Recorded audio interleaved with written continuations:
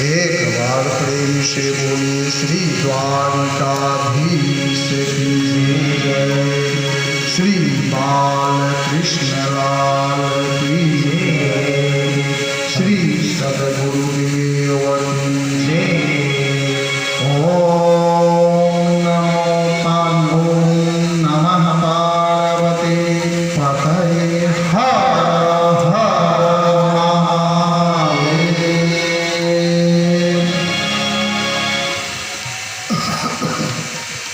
कृष्ण कृष्ण कृष्ण हरे हरे हरे राम राम राम हरे हरे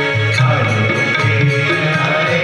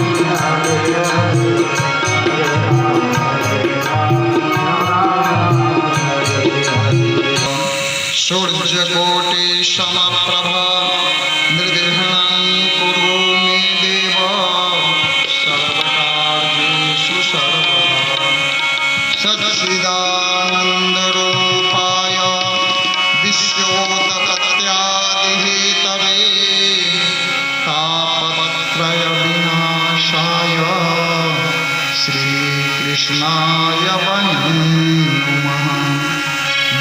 नमोऽस्तुते व्यास विशालबुद्धे फुल्लारविन्दाय कपत्रनेत्र येन त्वया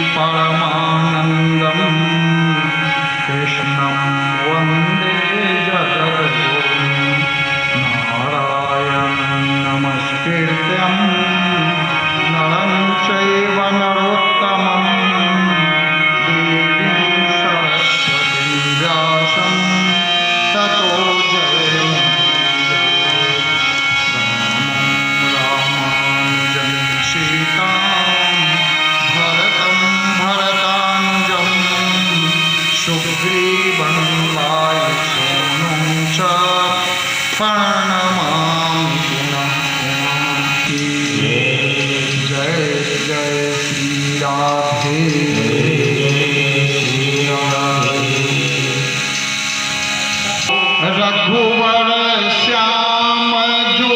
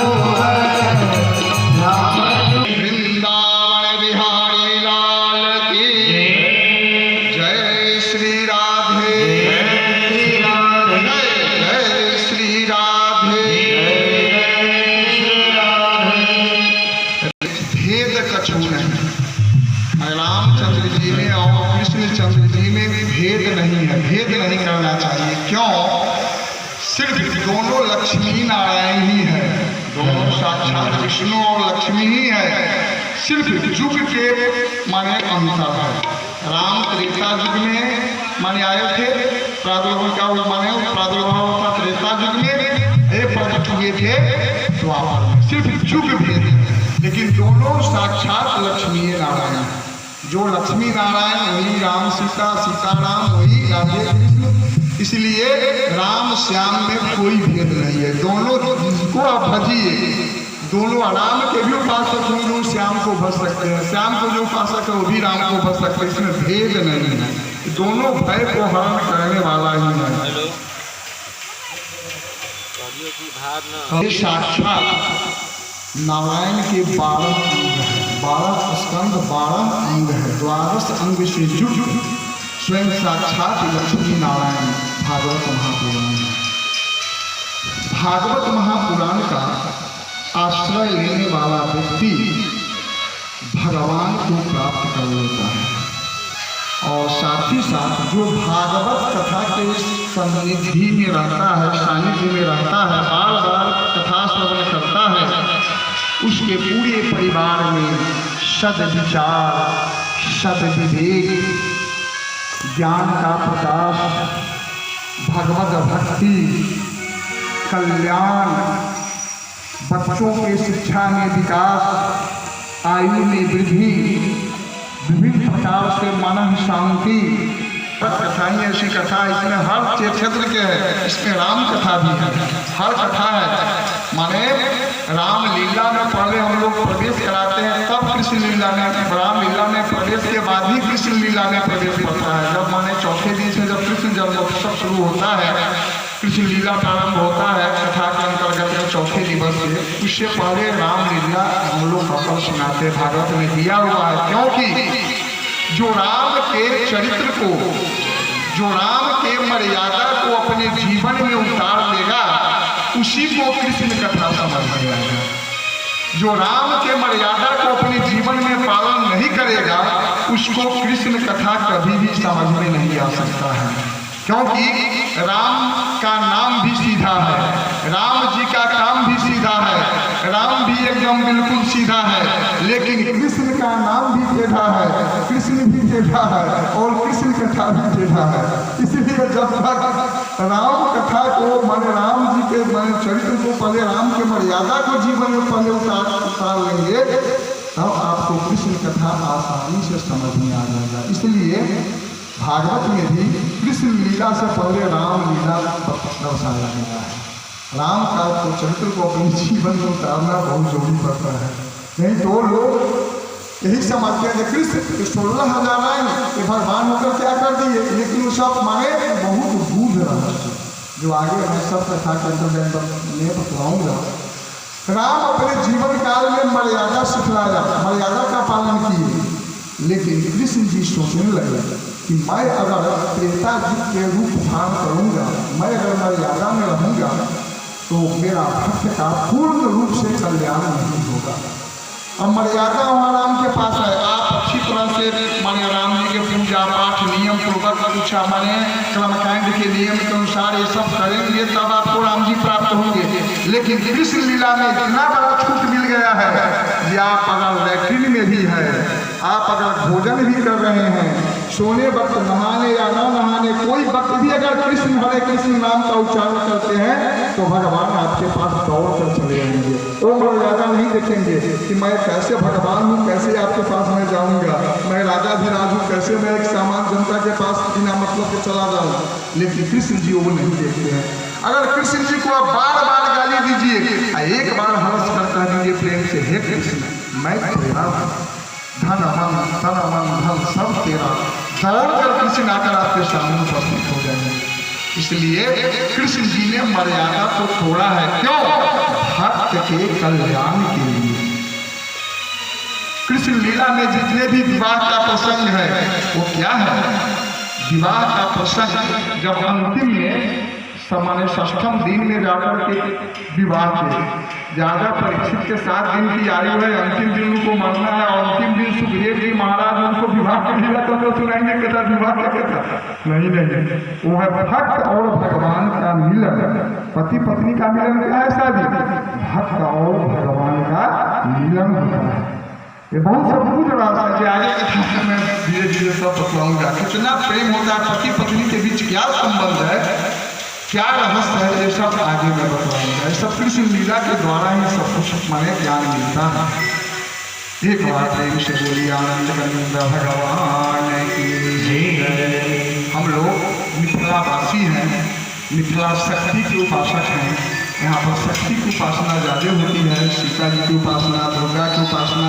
हम लोग शाक्त हैं, मिथिला सर्वे मिथिला शाक्ता प्रोक्ता, जितने भी मिथिलावासी सब लोग शक्ति को उपासक शाक्त बोलते हैं। तो सर्वप्रथम भगवती गीत से ही जय जय भैरवी असुर जय जय भैरवी असुर श्री राधे श्री राधे जय श्री राधे श्री राधे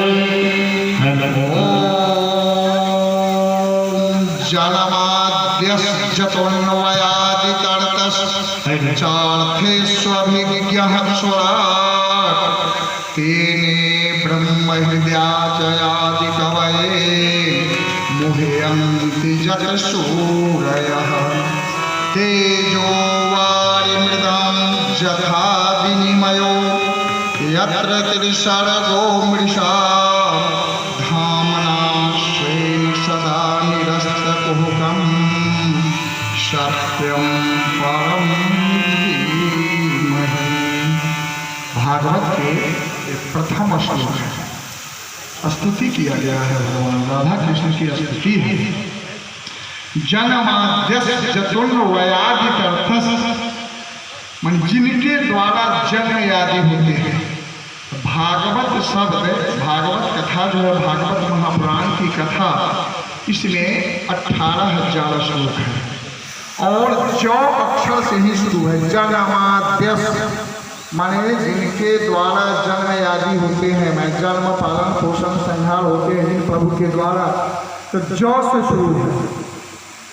लेकिन व्याकरणाचार्य के दृष्टि से जो वैयाकरणाचार्य हैं, उन्होंने कहा व्यास जी से, व्यास जी आपने जौ अक्षर से क्यों शुरू किया भाई? जब इतना बड़ा ग्रंथ के आपने रचना किया जो संसार में प्रसिद्धि मिली, फिर भी आपने जौ अक्षर से क्यों प्रारंभ किया? क्योंकि व्याकरण के दृष्टि से जौ अक्षर दग्धाक्षर है, माने दग्ध अक्षर है।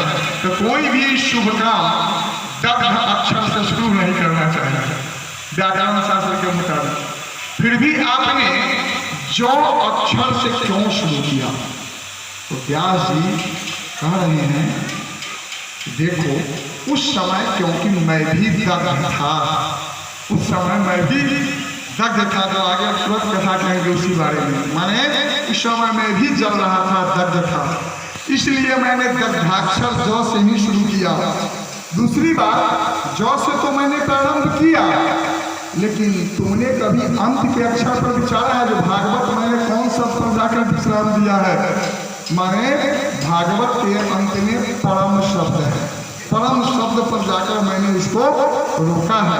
तंग नमामि माने हरि परम, माने उस परमात्मा जो परम, माने जो परमात्मा है, महान जो परमात्मा है, जो परम है, उनको मैं प्रणाम करता हूँ। इसलिए जौ अक्षर माने जौ मतलब जन्म से, जब जन्म लेता है जिस समय सब दग्ध रहता है। धीरे धीरे ज्ञान, माता द्वारा ज्ञान धीरे धीरे विकास होता है और विकास होते होते साधना करते करते अंत में परम तक पहुंच जाता है। परम परमात्मा का नाम है। इसलिए जौ से तो मैंने शुरू किया, लेकिन उसको परम तक पहुंचाया। इसका भाव यह है कि आदमी जिस समय जन्म लेता है उस समय दग्ध ही दग्ध रहता है। जब कथा का ज्ञान, जब गुरु से ज्ञान मिलता है, तब वह परम तक पहुँचता है। इसलिए मैंने भागवत की रचना इसीलिए किया कि मनुष्य को मैं चाहता हूँ जन्म से लेकर उसको परम तक पहुँचाने का काम करूँ। इसलिए जौ से मैंने प्रारंभ किया। भैया ज्ञानाचार्य चुप हो गए वहाँ पर। कहा व्यास जी आपने बहुत सुंदर ढंग से इसका वर्णन किया है। इसलिए दग्धाक्षर से शुरू है, लेकिन अंत में शांति तक पहुंचा दिया। जहाँ पर आनंद की प्राप्ति होती है वहाँ तक व्यास जी ने पहुंचाया है। इसलिए सर्वश्रेष्ठ ग्रंथ इसको माना गया है, जिनके द्वारा जन्म आदि होते रहते हैं। जो स्वयं रात है, जो स्वराट है, जो अपने तेज से ही चमकते रहते हैं, उनको चमकने के लिए किसी दूसरे के प्रकाश नहीं चाहिए, सूर्य आदि का प्रकाश नहीं चाहिए। जो स्वयं अपने प्रकाश से प्रकाशमान है, जो स्वयं चमक रहे हैं, और ब्रह्मा आदि जितने भी हुए हैं सब उन्हीं की माया से मोहित रहते हैं। हर समय उन्हीं के द्वारा सबकी रचना हुई है, उन्हीं की माया के चक्र में सब फंसे रहते हैं। और जिस प्रकार हम लोग मृग तृष्णा का अनुभव करते हैं, माने जब धूप में जल का अनुभव करते हैं मृग तृष्णा, और रस्सी में सर्प का अनुभव करते हैं तो मृग तृष्णा आदि, ये सब उन्हीं के द्वारा ये सब दर्शाया जाता है। और साथ ही साथ माने जो अपने आप में आनंदमय है, उनको किसी के माने आवश्यकता नहीं। दुनिया को दुनिया के संसार के व्यक्ति को उनकी आवश्यकता है, लेकिन उनको किसी की सहयोग की आवश्यकता माने नहीं पड़ती है। वैसे सत्य स्वरूप परमात्मा को सत्य परम धीमहि, वैसे सत्य स्वरूप परमात्मा को मैं ध्यान करता हूँ, नमस्कार करता हूँ, प्रणाम करता हूँ। व्यास जी ने प्रथम श्लोक में भगवान नारायण लक्ष्मी नारायण का वंदन किए हैं। अब इसके प्रश्न कुछ लोगों, कुछ विद्वानों ने प्रश्न उठाया, जब राधा कृष्ण के संदर्भ में आपने जब वर्णन किया भागवत में व्यास जी, आपने कृष्णम परम धीमहि क्यों नहीं लिखा? जो सत्यम परम धीमहि लिखा, सत्यम परम धीमहि क्यों आपने लिखा? वहां पर आपने कृष्णम दिया, बहुत सुंदर दर्शाया व्यास जी। व्यास जी कह रहे हैं कि देखिए मैंने जो यह ग्रंथ तैयार किया है, ये ग्रंथ सभी वर्णों के लोगों के लिए है, सभी धर्मावलंबियों के लिए है। मैंने जो यह तैयार किया है कोई हिंदू के लिए ही नहीं किया है। अगर मैं कृष्णम परम धीमहि लिखता तो कृष्ण को उपासक करते थे मेरा ग्रंथ है। रामम परम धीमहि अगर इसमें मैं लिखता तो राम को उपासक करते थे मेरा ग्रंथ है। शक्ति परम धीमहि मैंने अगर लिख देता इसमें तो देवी को उपासक करते थे मेरा ग्रंथ है। इसलिए ये सत्य शब्द सभी धर्मों में है, सिख में भी है, ईसाई में भी है, इस्लाम में भी है और हिंदू में भी है। इसलिए यह ग्रंथ सभी को पढ़ने के अध्ययन करने की चीज़ है। सिख के लिए भी है, ईसाइयों के लिए भी है, हर के लिए, हिंदू के लिए भी है, सबके लिए मैंने यह ग्रंथ तैयार किया है। संसार के सभी प्राणियों के लिए, मानव जाति के लिए मैंने यह ग्रंथ तैयार किया है। और सत्य शब्द सब में है, सब में सत्य कॉमन है, सब में कॉमन सत्य शब्द है। इसलिए मैंने इस ग्रंथ को अंत में भगवान के नमस्कार में क्या कहा है, सत्यम परम धीमहि। मैं उस सत्य स्वरूप परमात्मा को मैं वंदना करता हूँ, ध्यान करता हूँ, प्रणाम करता हूँ। हम लोग 2 मिनट इसका मैंने स्तुति करें, मैं बोलता हूँ आप लोग भी बोलिएगा। सत्यम परम धीमहि, सत्यम परम धीमहि, सत्यम परम धीमहि, सत्यम परम धीमहि, सत्यम परम धीमहि, सत्यम परम धीमहि। उच्चारण करते हैं तो क्या धीम धीयो जो ना प्रचोद धीमहि शब्द जौन श्लोक में, जिस श्लोक में धीमहि शब्द का प्रयोग हो गया वो गायत्री बन जाता है। ये भी श्लोक माने भगवत गायत्री ही है। और धीमहि शब्द का अर्थ होता है बहुवचन शब्द, हम लोग ध्यान करते हैं। धीमहि का अर्थ क्या हुआ, हम लोग ध्यान करते हैं। अगर घर में आप लोग कोई पूजा पाठ करते हैं, कुछ भी करते हैं, आरती करते हैं, तो सिर्फ अपने लिए नहीं करते हैं, वो सबके कल्याण के लिए करते हैं। आप अपने लिए गायत्री मंत्र को जप कीजिए, लेकिन वो आपको पूरे समाज को लाभ देगा, क्योंकि धीमहि शब्द से जुटा हुआ है कि हम है सबके कल्याण के लिए, सबको कल्याण के लिए यह स्तुति कर रहा है। तो धीमहि लग जाने से वो बिल्कुल सामाजिक कल्याण के हेतु बन जाता है। तो ये भागवत क्या है, भागवत गायत्री मंत्र के ही विस्तार है। गायत्री में 24 अक्षर है ना, उसी 24 अक्षर का विस्तार 18,000 श्लोक है, दूसरा कुछ नहीं है। गायत्री मंत्र का ही विस्तार है। इसमें 24 माने दत्तात्रेय जी होंगे, 24 गुरु की कथा है, गुरु कथा है, माने इसमें 24 अवतार के भगवान की कहानी है। सब 24 इसमें जो भी दर्शाया गया है 24, और गायत्री में भी कितने अक्षर हैं, 24 अक्षर हैं। इसलिए ये पूरा गायत्री मंत्र के शब्द का विस्तार भागवत महापुराण है। इसमें 18,000 श्लोक है। भागवत और वाल्मीकि रामायण, वाल्मीकि जी ने तो एक एक शब्द पर 1,000 माने वाल्मीकि रामायण में 24,000 श्लोक है। 24 अक्षर पर माने वो माने 24,000 श्लोक में वाल्मीकि रामायण है, और 18,000 में भागवत महापुराण। ये सब गायत्री मंत्र का ही विस्तार है। गायत्री मंत्र जप करने से समस्त प्राणी को कल्याण हो जाता है। जो जिस कामना के लिए कीजिए आपको निश्चित फलदायी होगा, और अंत में भगवत तत्व की प्राप्ति होती है गायत्री मंत्र जप करने से। इसमें सविता देवता का उसमें उपासना किया गया है, शुद्ध नारायण की उसमें उपासना किया गया है। तत्सवितुर्वरेण्यं भर्गो देवस्य, मनुष्य के स्वरूप परमात्मा को हम लोग ध्यान करते हैं, धीमहि हम लोग ध्यान करते हैं।